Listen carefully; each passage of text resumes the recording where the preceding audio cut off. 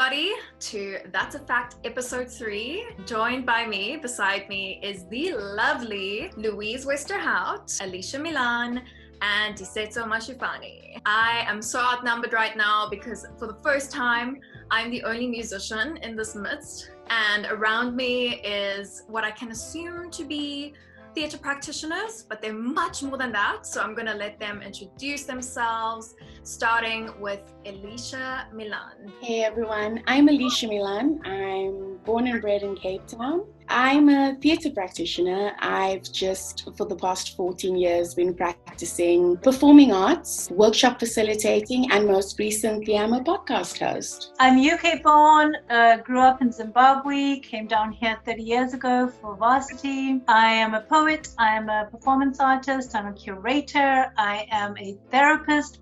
By profession, I would say I'm a yogi, I'm a Reiki Master. I'm a mother of a 19-year-old who's in matric this year. That's me. My name is Tiisetso. I am a playwright, theatre maker, producer, performer, sometime activist.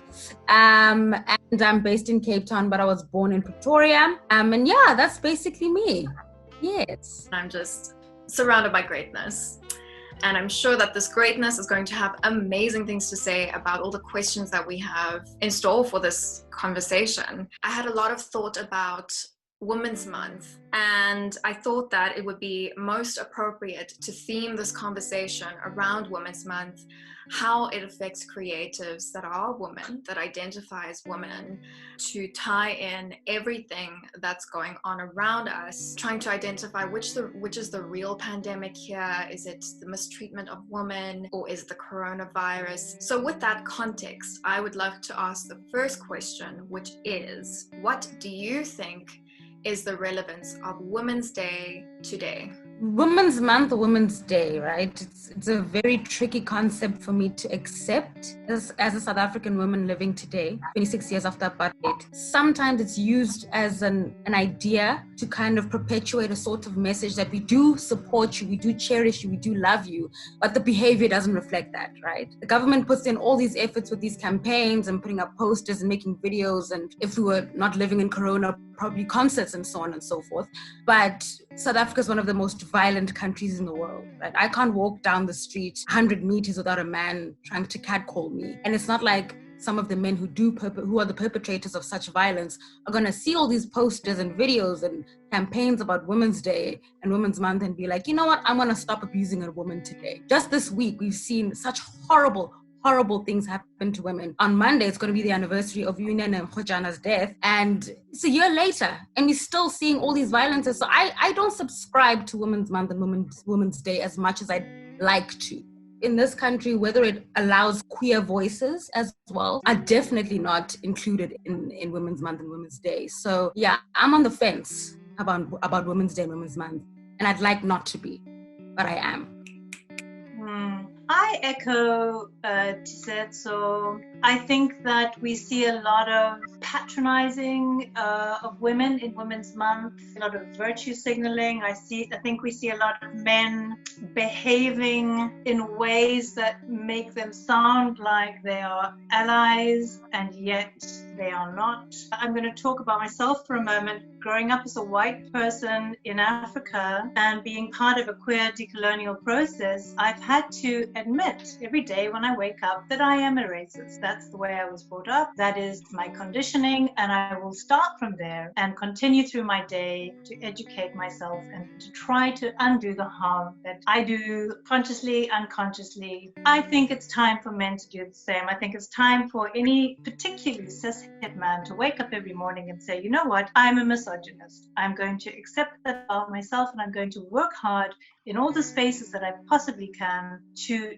unburden myself of this. We have an issue also in queer spaces where I think we look at the binary that happens. You know, it's Women's Month. Well, what is that even today? For most of our South African society, it feels like it extends to, in the community conscious, people with vaginas. Now we know that trans women are women. Trans women are at the forefront of most activism for feminism and anti-patriarchy that globally. So I think we need to educate ourselves more. I think we need to speak more. I think we need to call out and understand that we were all brought up in this environment. It lives in us, and it is a constant struggle every day to unburden ourselves from this conditioning. And I want to do that work. I'm interested in that work, but I find that it's easier as a queer person because the queer community helps each other, not always, but helps mostly to educate and to share information and to do this in a quiet and kind and non-judgmental way, because one of the things that we're dealing with is the punitive aspect. I think the violence that comes when people are caught out, which is again perpetuating a system. So I'd like to see us have different systems of justice and education where people feel more encouraged, particularly men, misogynists, to come forward and educate themselves and feel that they could enter a world where they didn't have to feel so violent, be so violent, or have that violence, upon them as well in their circles. I think that in South Africa, there is we always feel the need to, Valentine's Day, this is a worldwide thing, but Women's Day, HIV month. We should be committed to doing better every day. And that cannot be conformed to a specific day. Is Women's Day still relevant to me? No, because it's not enough. We should be fighting gender-based violence, celebrating women, placing them in their rightful place in society, irrespective of their sexuality, just celebrating them for who they are every single day. Thanks for that. I think I'm also gonna reiterate what Tiisetso says in saying that I'm on the fence, more in the sense that I have been thinking about the privileges that I have with my identity as a more of like a cisgender woman role, rather than a transgender identity or a non-binary. And to latch onto non-binary gender and non-conforming gender, I admit that I am not well versed in that, and I've been doing a lot more research and trying to find out, how does one respond to certain genders and things like that. So long story short, to link this to Women's Day, I'm trying to figure out what place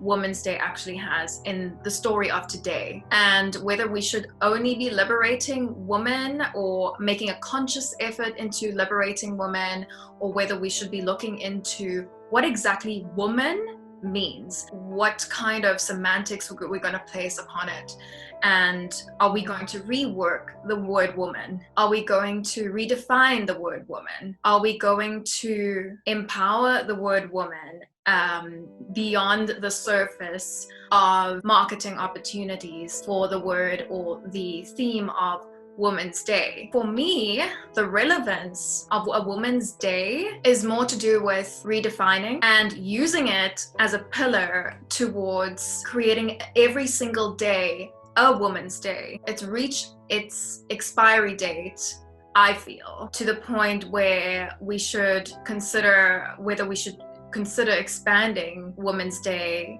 beyond Women's Day, and not just Women's Month, also the years. Women's Day kind of implies that every other day is Men's Day.